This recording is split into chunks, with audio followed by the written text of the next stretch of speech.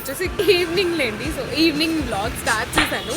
ఈరోజు వచ్చేసి live Sunday కదా, సో అది అయిపోయిన తర్వాత ఇంకా జస్ట్ అలా వ్యూ చూస్తుంటే బాగా అనిపించింది. అండ్ వెనకాల క్లౌడ్ కదా సన్సెట్ అవుతున్నప్పుడు ఆ రెడ్ షేడ్ వస్తుంది కదా, చాలా చాలా బాగుంది. జస్ట్ ఒకసారి ఆ వీడియో తీసాను చూడండి. ఇక్కడ సరిగా కనిపించట్లేదు, నాకైతే ఎంత బాగా నచ్చిందో అందుకే వీడియో తీసాను. అండ్ యా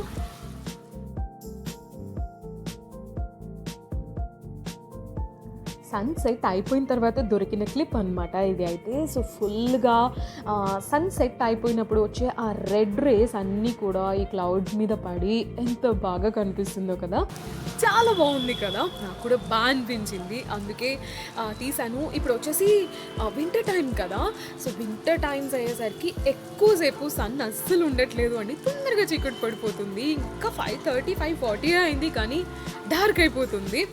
అండ్ ఈ టైంలో అయితే నేను ఎక్కువ రాను, ఓన్లీ లైవ్ ఉన్నప్పుడు వస్తాను. కానీ చాలా బ్యూటిఫుల్గా ఉంది కదా, చాలా ప్రశాంతంగా ఉంది, బేసిక్గా ఫోకస్ కూడా పోతుంది లేండి. సో అలా బాగా అనిపించింది, అందుకే ఇంకా కాసేపు అలా వాక్ చేద్దాము అని చెప్పి వచ్చాను. యాక్చువల్లీ ఇప్పుడు స్నాక్ టైం కదా, సో స్నాక్స్ కూడా అత్తయ్య గారు నాకు తెలిసి చేస్తున్నారు. ఈరోజు స్నాక్ ఏంటో తెలుసా, వేడి వేడి గారె. చాలా రోజుల తర్వాత అయితే పచ్చి దోసకాయ ముక్కల పచ్చడి చాలా బాగుంటుంది తెలుసా. నేను కూడా రీసెంట్గా తిన్నాను, ఇది రీసెంట్ ఫేవరెట్స్ అయిపోయింది నాకైతే. సో మధ్యాహ్నం చేశారనమాట అత్తయ్య గారు, దాని రెసిపీ కూడా నేను ఎక్స్ప్లిసిట్గా అయితే షూట్ చేశాను, అది కూడా ఒకసారి యాడ్ చేస్తాను, చూసి మీరు కూడా ట్రై చేసుకోండి, చాలా బాగుంటుంది తెలుసా.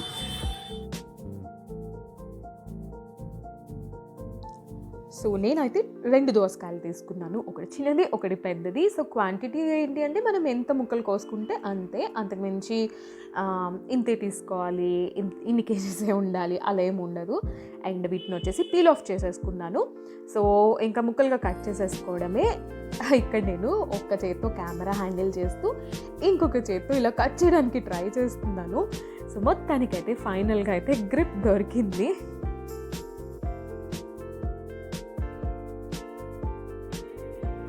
కష్టపడి అయితే కట్ చేసేసాను. అండ్ నాకు ఒక అలవాటు ఉంది అనమాట, ఎప్పుడైనా కూడా దోసకాయతో చేసే కర్రీ కానీ ఏదైనా సరే నేను ఫస్ట్ దోసకాయని అండ్ దాని విత్తనాల్ని టేస్ట్ చూస్తాను. సో అదే చేస్తున్నాను ఇక్కడ. ఒకవేళ ఏదైనా చూడలేదు అనుకో, చేదొస్తే మొత్తం కర్రీ పాడైపోతుంది, అందుకని చెప్పి ముక్క అట్ ద సేమ్ టైం విత్తనాలు 2 చూస్తున్నాను. అండ్ ఇక్కడైతే బాగానే ఉన్నాయి, అందుకే ఇంకా అయితే చక్కగా ఇలా ముక్కల్లాగా కట్ చేసేసుకున్నాను. నేను ఇక్కడ కొద్దిగా రిలేటివ్లీ కొంచెం పెద్ద ముక్కలు అయితే కట్ చేశాను, బట్ సన్నగా ముక్కలు కట్ చేసుకున్నారు అంటే చాలా బాగుంటుంది. ఏముంది మిక్సీలో అలా తిప్పేస్తే సరిపోతుంది కదా అని కూడా అనుకోవద్దు. ఇది మిక్సీలో వేయడం కన్నా కూడా జస్ట్ అలాగా పచ్చి ముక్కల మీద చేయడమే బెటర్ అయిపోతుంది. ఏంటి డైరెక్ట్గా పర్చేజ్ చేశాక చూపిస్తున్నాను అనుకుంటున్నారేమో, యాక్చువల్లీ కొన్ని క్లిప్స్ మిస్ అయ్యాయి అండి. సో బేసిక్గా ఏం లేదు, అలా ముక్కలు కట్ చేసేసుకున్నాను కదా. ఇప్పుడు వచ్చేసి పచ్చిమిరపకాయ, ఉప్పు అండ్ చింతపండుని రోటిలో తొక్కుకొని దాన్ని తీసుకొని దీంట్లో వేసేసుకొని తాలింపు పెట్టేసుకోవడమే, అంతే, చాలా సింపుల్. అండ్ కొంచెం కొత్తిమీర కూడా వేసుకోండి, అదిరిపోతుంది. చూసారా చాలా బాగుంటుంది తెలుసా. ఇండియన్ దోసకాయ బాగుంటుంది అనుకుంటా, ఎస్పెషల్లీ మాకు దొరికే దోసకాయలు అయితే చాలా బాగుంటుంది తెలుసా. దుబాయ్లో దోసకాయలు ఉండేవి కానీ నాకు అసలు నచ్చేవి కాదు, అది కైండ్ ఆఫ్ ఒక వగరు టేస్ట్ లాగా ఉంటుంది. అండ్ అవి ఓవల్గా ఉంటాయి కదా, బట్ మనకి ఇక్కడ వచ్చేది రౌండ్గా అండ్ చేదు చాలా తక్కువ, అంటే 10% చేర్ అయితే అన్నిట్లోనూ ఉండదు, 90% చాలా బాగుంటాయి. బట్ దుబాయ్లో నాకు దొరికేవి కాదు, అందుకే ఇక్కడికి వచ్చాక ఎక్స్ప్లిసిట్గా ఎంజాయ్ చేస్తున్న వన్ ఆఫ్ ద వెజిటేబుల్ అయితే దోసకాయ. సో యా అది చూసేసారు కదా. ఐ థింక్ గారెలు చేస్తున్నారు అత్తయ్య గారు, ఎందుకంటే పొద్దున పప్పు పోసారు. సో ఇడ్లీ దోశ వాటి కోసం. సో యా ఎటు పోసారు కదా అని అడిగారు అనమాట, గారెలు చేసుకుందామని. ఎస్ అనుకున్నాము. సో మేబీ అదే స్నాక్ చేయబోతున్నారు, ఎందుకంటే నేను మేడిపైన లైవ్ చేసినప్పుడు నాకైతే నూనె పెట్టి ఇవి వేస్తున్న స్మెల్ వచ్చింది. ఇక్కడైతే పునుగుల షాప్స్ నాకు తెలిసి లేవు, సో కొత్తగా ఓపెన్ చేస్తే చెప్పలేం. ఈ మధ్య అంతా కొత్తగా అయిపోతుంది కదా, ఆల్ ఆఫ్ ఏ సడన్గా జరిగిపోతున్నాయి.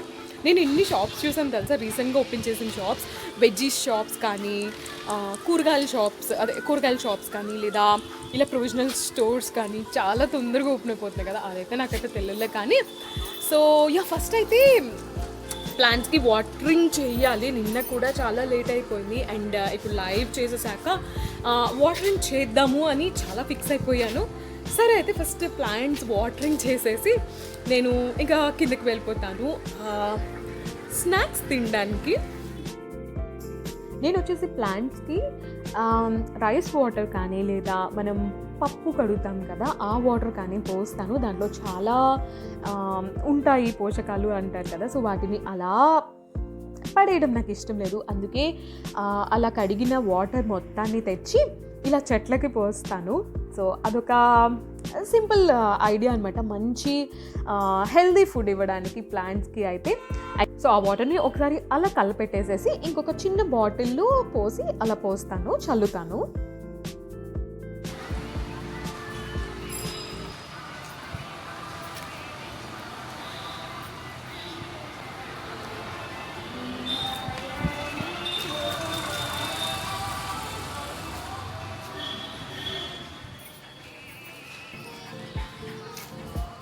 సాంగ్ విన్నారా? ఇప్పుడు ట్రాక్టర్ వెళ్ళింది, దాంట్లో ఏం సాంగ్ ప్లే అవుతుందో తెలుసా?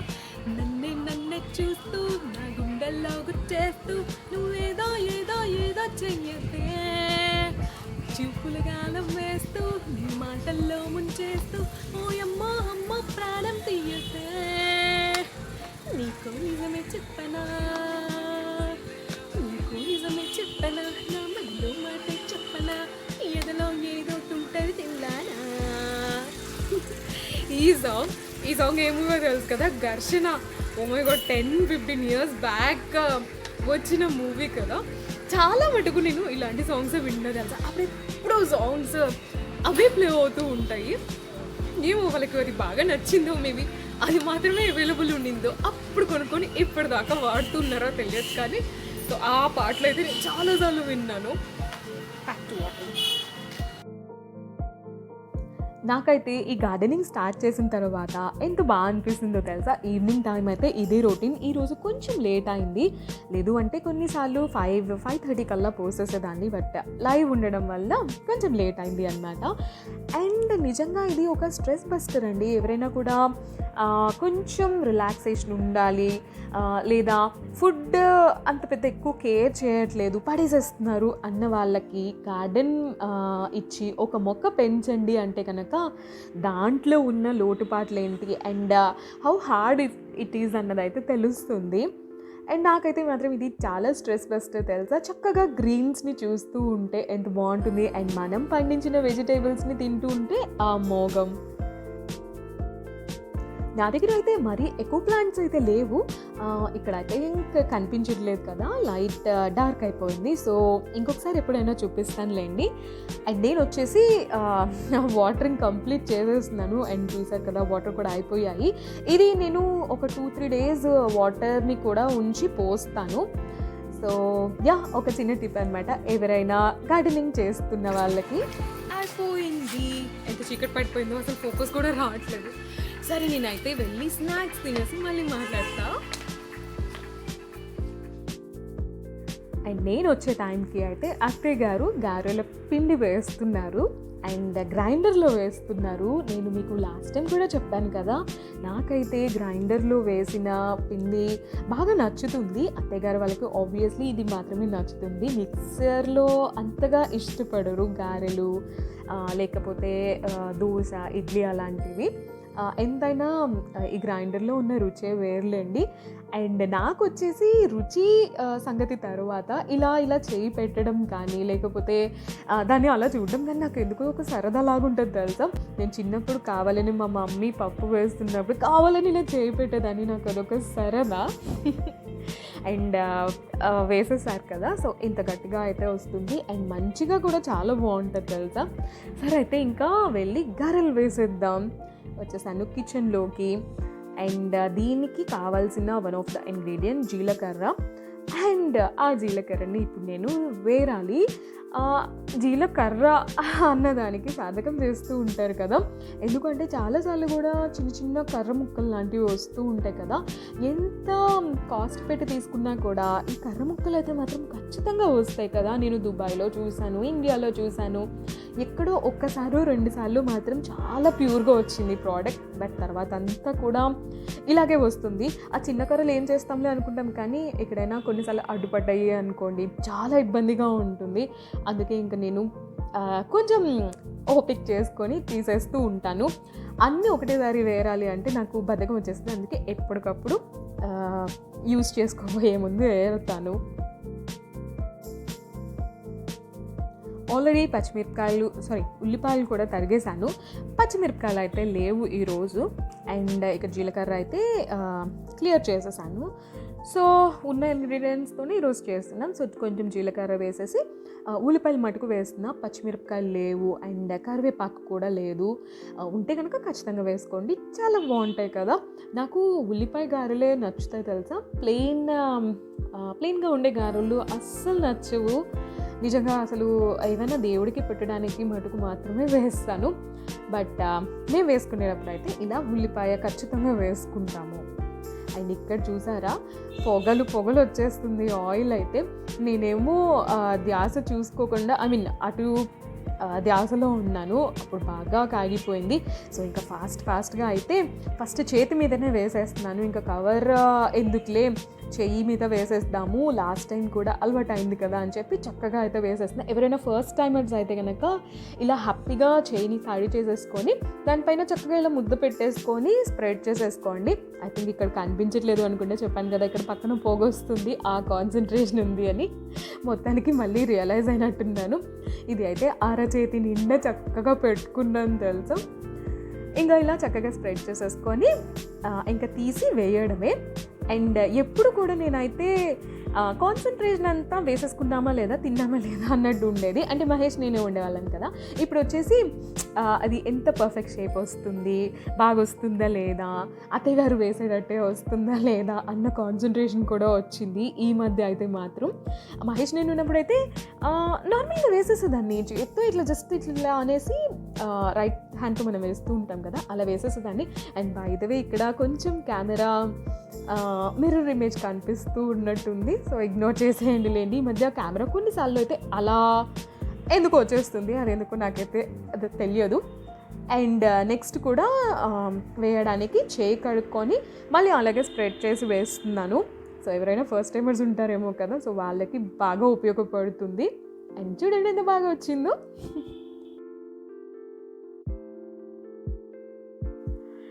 ఆయిల్తో పెట్టుకుంటే ఏదైనా కొంచెం జాగ్రత్తగా నెమ్మదిగా నిదానంగా చేయడమే బెటర్ కదా. చాలామంది అనుకుంటారు ఆ గారెలు ఏముంది అని చెప్పి, కానీ ఎందుకు నాకు చాలా రోజులు అలవాటు పోయేసరికి కొంచెం ఆయిల్ అనగానే కాన్షియస్ వచ్చేస్తుంది తెలుసా. అండ్ ఇది ఇంకొకటి చూపిస్తూ ఉన్నాను, క్లియర్గా రాలేదేమో ఇందాక నుంచి కెమెరా యాంగిల్కి సరిపడేటట్టుగా పెట్టట్లేదు కదా అని. అండ్ నేనైతే చక్కగా వేసేసాను.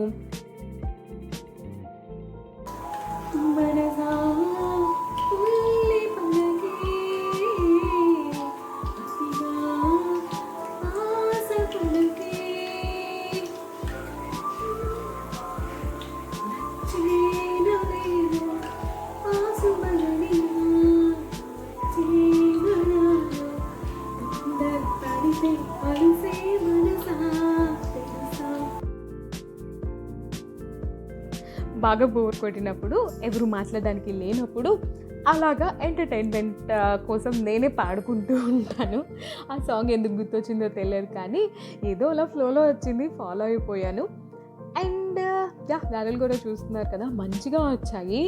అండ్ అత్తయ్య గారు అయితే పేపర్ మీద చేస్తారు, ప్లాస్టిక్ పేపర్ ఉంటుంది కదా, సో అది చేస్తారు. సో దాన్ని కూడా మనం ట్రై చేద్దాము. అత్తయ్య గారు ఎలా చేస్తారు, మంచిగా రౌండ్గా పర్ఫెక్ట్గా చేస్తారు. సో అది కూడా ట్రై చేద్దాము అని పర్ఫెక్షనిస్ట్గా ఇలా ట్రై చేస్తున్నాను. పర్లేదు, నాట్ బ్యాడ్. అండ్ దీన్ని కూడా ఒకసారి చేతిలోకి తీసేసుకుంటే కెమెరా ఉంది కదా, ఒక్కసారి పక్కన పెట్టేసేసి చేతిలోకి తీసుకున్న తర్వాత అయితే చూపిస్తాను. పర్ఫెక్ట్ రౌండ్ షేప్ వచ్చింది కదా. ఎస్, ఇక్కడ చేతిలోకి తీసేసుకున్నా. అండ్ ఆయిల్లో ఆల్రెడీ ఒకసారి వేసేసాను. ఒకసారి ట్రై చేసిన తర్వాత మీకు చూపిస్తున్నా, బాగా వచ్చింది. అండ్ ఇది కూడా వేసేసాను అంటే అత్తయ్య గారు చేశారు, నేను చేశారు, డిఫరెన్స్ అయితే తెలియదు. బేసిక్గా నేను చేశాను అని అయితే ఆ చేసిన షేప్ని బట్టి చెప్పేసి, బట్ ఈసారి అయితే పర్ఫెక్ట్. అండ్ గారెలు అయితే రెడీ అయిపోయాయి. మేము అయితే కొన్నిసార్లు ఈవినింగ్ స్నాక్స్కి కూడా చేసేసుకుంటాము, ఓన్లీ ఫెస్టివల్స్కే కాకుండా. గారెలు మంచిది అంటారు కదా, అందులోనూ పొట్టు మినపప్పుతో చేసిన గారెలు అయితే చాలా బాగుంటాయి. మై రీసెంట్ ఫేవరెట్స్ అయిపోయాయి. అండ్ గారెలు అయితే అయిపోయాయి కదా. సో దీనికి కాంబినేషన్గా వచ్చిన కదా చేసిన పచ్చి ముక్కల దోసకాయ పచ్చడితో సర్వ్ చేసుకోవడమే. ఇది అయితే నాకు అమ్మ ఈ కాంబినేషన్ ఎప్పుడు చేసేవాళ్ళు అంటే వినాయక చవితికి మనం గారెలు చేసుకునే వాళ్ళం కదా. సో అప్పుడు చేసేటట్టు గుర్తు నాకైతే మాత్రం. అదే చెప్తే అత్తయ్య గారు అన్నారు, సరే ఈరోజు చేసుకుందాంలే అని చెప్పి చేశారు. సో ఇంకా మహేష్కి నాకు చక్కగా సర్వ్ చేసేసుకుంటున్నా. ఇప్పుడు ఎడిట్ చేసేటప్పుడు చూస్తుంటేనే ఓ మై గాడ్ నోరు ఊరిపోతుంది. బట్ ఇది ఆల్రెడీ చేసి చాలా రోజులు అయిపోయిందిలేండి. అండ్ మహేష్కి అయితే ఈ కాంబినేషన్ తెలియదు అంట, అత్తయ్య గారి వాళ్ళకి కూడా తెలియదు అంట. అత్తయ్య గారి వాళ్ళు అయితే చింతకాయ పచ్చడితో తింటారు అంట. ఆ కాంబో కూడా బాగుంటుంది. బట్ ఇది ట్రై చేద్దాము అని అనేసరికి ఇది చేసాము. అండ్ మహేష్ అంట నాకు దోసకాయ పచ్చడి వద్దు అన్న, కానీ ఒకసారి ట్రై చేయండి బాగుంటుంది అని చెప్పి ఇంకా తనని అయితే ఒప్పించాను. బట్ కాంబినేషన్ అయితే బాగుంది.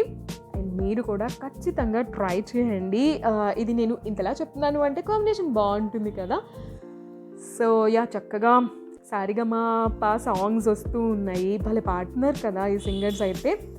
నాకు బాగా నచ్చింది ఆ షో. సో అందుకే అయితే హ్యాపీగా అది చూస్తూ అండ్ ఈ ఇష్టమైనవి చక్కగా తింటూ ఉన్నాను. సో ఈ కాంబినేషన్ కాకుండా ఇంకా మీకు ఏదైనా వేరే కాంబినేషన్స్ తెలిస్తే కనుక కమెంట్ చేయండి, నేను కూడా ట్రై చేస్తాను. అండ్ ఇక్కడైతే నేను ఒక రేంజ్లో ఎంజాయ్ చేస్తూ తింటున్నాలేండి. అంతే కదా, మనకి నచ్చిన కాంబినేషన్స్ కానీ మనకి నచ్చిన ఫుడ్ కానీ చాలా రోజుల తర్వాత తింటూ ఉంటే ఆ సాటిస్ఫాక్షనే వేరుంటుంది కదా. అండ్ ఈరోజు వేయక నేను కూడా మంచిగా వచ్చేటట్టుగా వేసాను. సో ఇది వచ్చేసి సెకండ్ బైట్. నోరు ఊరిపోతుంటే మీరు కూడా ట్రై చేయండి. ఇంతకీ మహేష్కి ఎలా అనిపించిందో ఒకసారి అడుగుతాం. బాగానే ఉన్నాయి అన్నారు. So it's good. And next ఏ ప్రోగ్రామ్ వస్తుందో తెలుసా? ప్రోగ్రామ్ కాదు, జాను మూవీ వస్తుంది. And that to one of my favourite songs అయిన ఆ వయోలిన్ సాంగ్ ఉంటుంది కదా, అది ఆ మ్యూజిక్ వస్తే మాత్రం చాలా చాలా బాగా అనిపిస్తుంది. One of my favourites all time music అయిపోయింది. గూస్ బంప్స్ వచ్చేస్తాయి. సో ఆ సాంగ్ మీలో ఎంతమందికి ఇష్టమో కమెంట్ చేయండి. అండ్ ఇదండి వాళ్ళ వీడియో. హోప్ మీ అందరికీ నచ్చింది అనుకుంటున్నాను. నచ్చితే కనుక వీడియోని లైక్ చేసి మీ ఫ్రెండ్స్ అండ్ ఫ్యామిలీతో షేర్ చేయండి. మళ్ళీ వచ్చే వీడియోతో కలుస్తాను. అంతవరకు bye, take care, catch you soon. Thanks for watching.